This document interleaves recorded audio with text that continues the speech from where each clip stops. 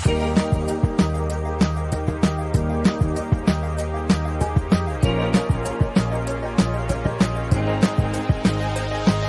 it's Mike Stiles, and this is This Week in the Metaverse, your weekly newscast that keeps you up to date on everything that isn't real and yet is. It's February 13th. Let's find out what happened around the Metaverse this week.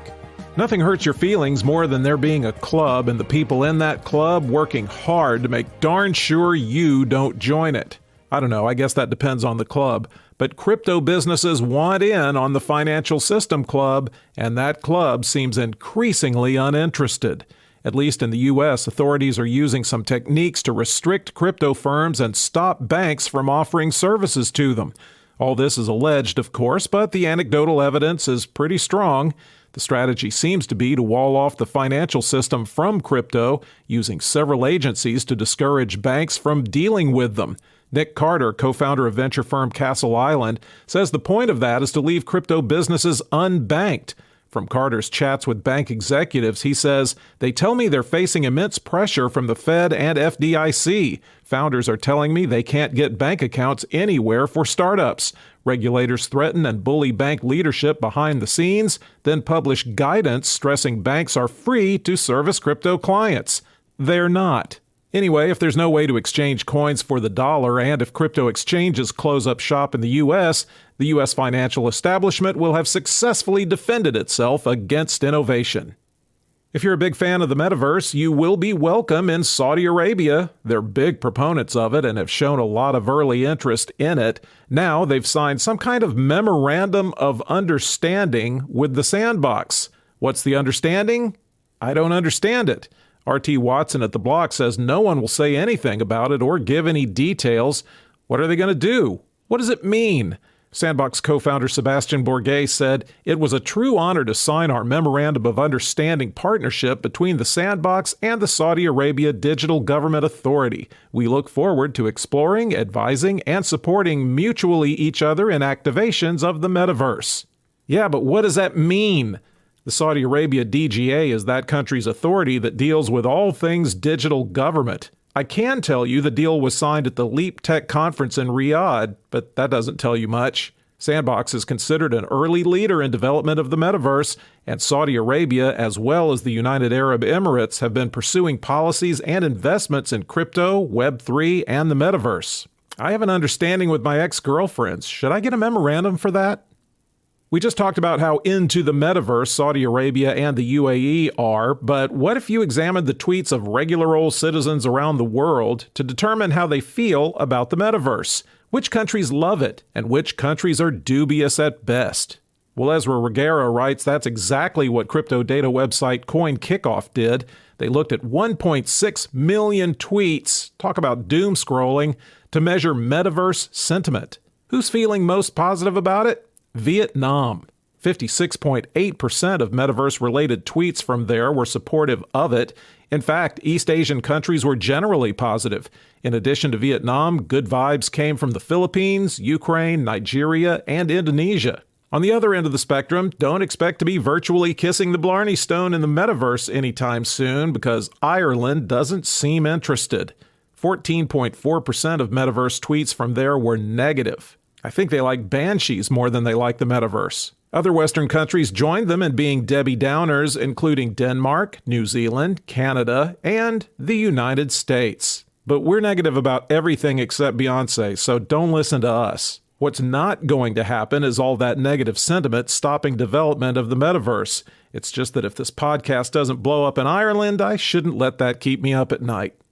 Now we're going to learn you up on a couple of relatively new terms you might have been hearing about. Cointelegraph's Arun Kumar Krishna Kumar explores the budding world of phygital NFTs. Obviously, that's a mashup of physical and digital, but what do you get after you've done the mashing? Phygital NFTs go beyond virtual use cases of NFTs and connect real-world products to the virtual world. That's what. It's a way for brick-and-mortar businesses to engage with customers using NFTs, but that connect in some way to the real-world business and its products. The hope is that as brand fans collect phygital NFTs, they form some kind of tribe around the brand, and that translates into loyalty and retention. Phygitals don't necessarily rely on native Web3 communities. They can be blockchain agnostic, so all the focus is on the brand. Industries like luxury, fashion, food and beverage, wearables, entertainment, even consumer goods have started getting into it with a variety of strategies. Use cases include using it to token gate a community, create an incentive, asking users to buy the NFT, then get them to burn it for access to physical goods or experiences, in-store NFT activations, all of it designed to give customers a sense of belonging. Phygital NFTs could become a big part of community and marketing initiatives, but adoption will depend on practical, cost-effective solutions for storing, tracking, and verifying the physical items represented by the NFTs. And if you're already hearing a parody song in your head for Olivia Newton-John's Let's Get Phygital, I'm way ahead of you. The other new term you might be hearing more of is AI tokens. Okay, we're in a period now where you're almost not allowed to write or say anything without somehow including the term AI in it.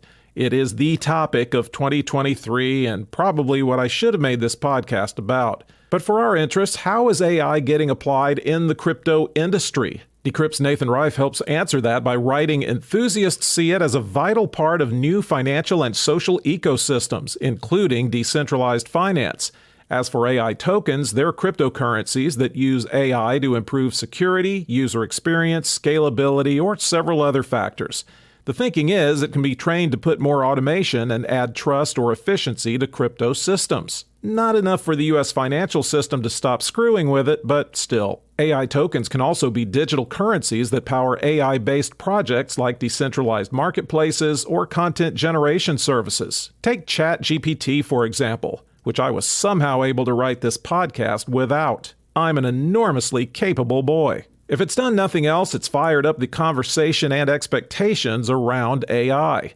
As of early February 2023, the total market value of all AI tokens was about $1.6 billion. That's not much compared to the whole crypto space, but it's a baby boom.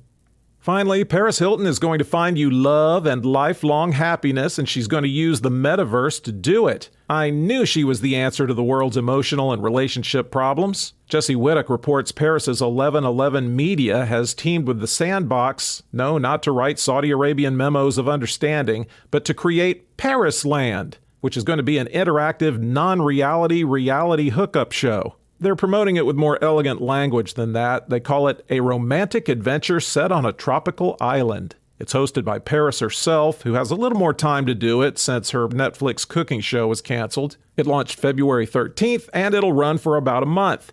Players will have 5 potential romantic partners, and they'll go through tasks like picking wedding rings and outfits, figuring out what's in the island chef's love burger, rescuing a castaway, flirting with other avatars.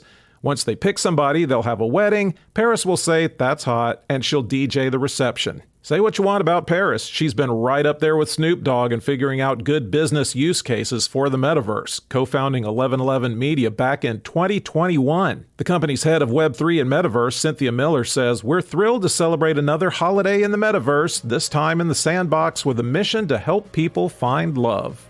That's all we've got for you this week. We're sorry we didn't find you a life partner. Don't rely on your memory. Subscribe to the show so you'll catch it every time, and we'll be back next week.